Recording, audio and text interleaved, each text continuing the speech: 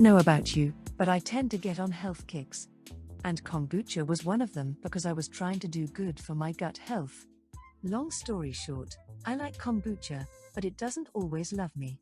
And besides, it's nice to have other options for gut health. And actually, some fermented foods may offer even broader gut support, including probiotics, prebiotics, antioxidants, and key vitamins and minerals.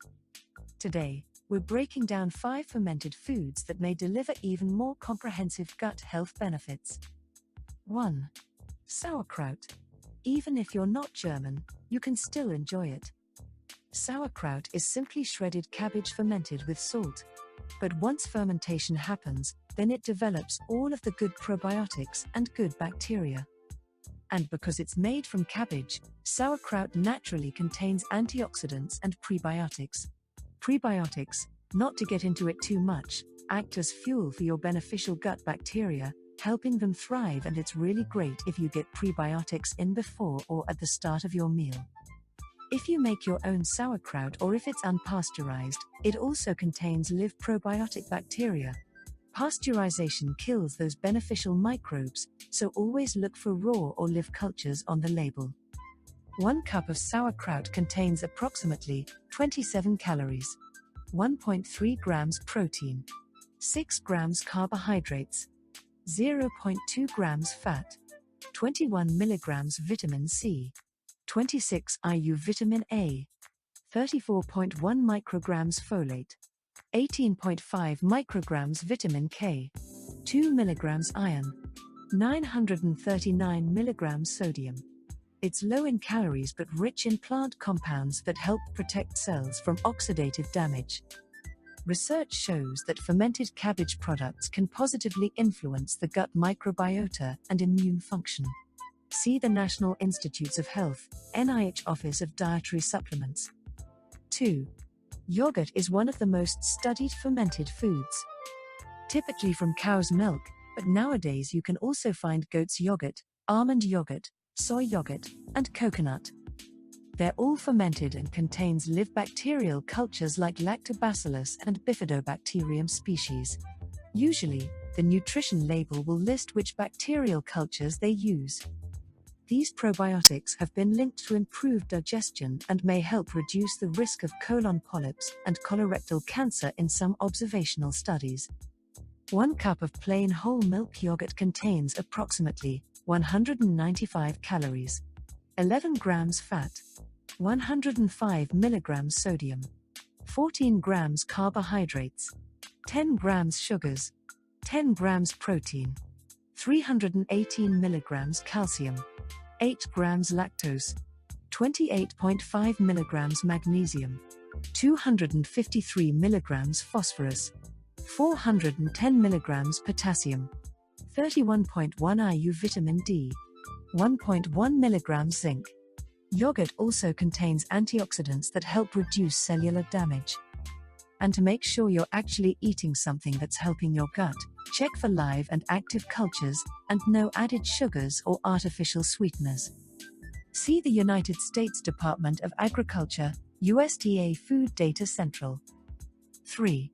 Kimchi is becoming more and more well known with the explosion of Korea's popularity.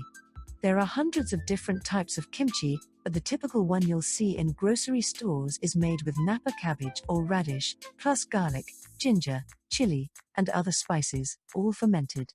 Because of its vegetable base, kimchi provides prebiotics, antioxidants, and fiber. Studies suggest kimchi may support microbial diversity, reduce inflammation, provide antioxidant benefits. 1 cup of cabbage-based kimchi contains approximately 98 calories, 1.65 grams protein, 3.6 grams carbohydrates, 0.75 grams fat, 50 milligrams calcium, 78 micrograms folate, 3.75 milligrams iron, 226 milligrams potassium, 747 milligrams sodium, 140 IU vitamin A, 65 micrograms vitamin K. Kimchi's combination of plant nutrients and probiotics makes it more nutritionally complex than other fermented foods like kombucha. But a word of warning from personal experience. If you are not Korean, tread lightly until you know if the kimchi bacteria works with your gut biome or not. 4. Kefir is a fermented milk drink made using kefir grains, which are a symbiotic culture of bacteria and yeast. If you've ever tried kefir and thought it was just watery yogurt, you're right and wrong. Unlike yogurt, kefir typically contains a wider variety of microbial strains. Some research suggests it may support bacterial diversity in the gut microbiome. 1 cup of low-fat milk kefir contains approximately 127 calories, 2.34 grams fat, 93 milligrams sodium, 18 grams carbohydrates, 17 grams sugars, 9 grams protein, 303 milligrams calcium, 29 milligrams magnesium, 244 milligrams phosphorus, 388 milligrams potassium, 0.3 micrograms vitamin B12, 97.6 IU vitamin D, 1.1 milligrams zinc.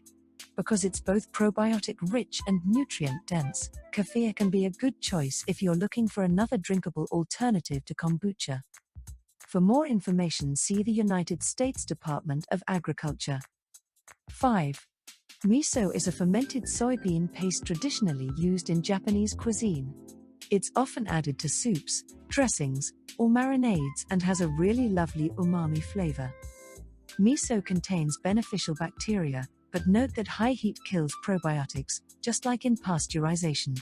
So if you're adding miso to soup, the general rule of thumb is to stir it in after the water is no longer boiling.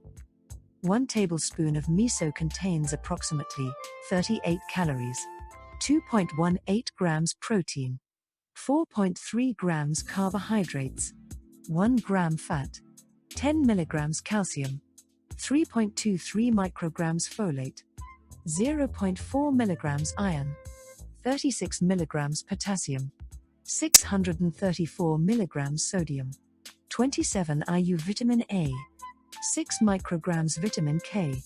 Miso also contains antioxidant compounds and has been studied for potential anti-inflammatory and anti-cancer properties. Another word of caution. Miso comes from soybeans, so if you don't do well with soy, chances are you might want to steer clear of miso too. So, I enjoy my glass of kombucha, but I like variety and having options. And if you're out for the biggest bang for your buck and compare nutrient density, prebiotic content, protein, minerals, and microbial diversity, foods like yogurt, kefir, kimchi, sauerkraut, and miso often provide broader gut support benefits. It's always a healthy idea to rotate fermented foods instead of relying on just one. Choose unpasteurized versions when possible. Watch sodium levels if you're sensitive. And always check labels for added sugars. If you found this helpful, subscribe for more.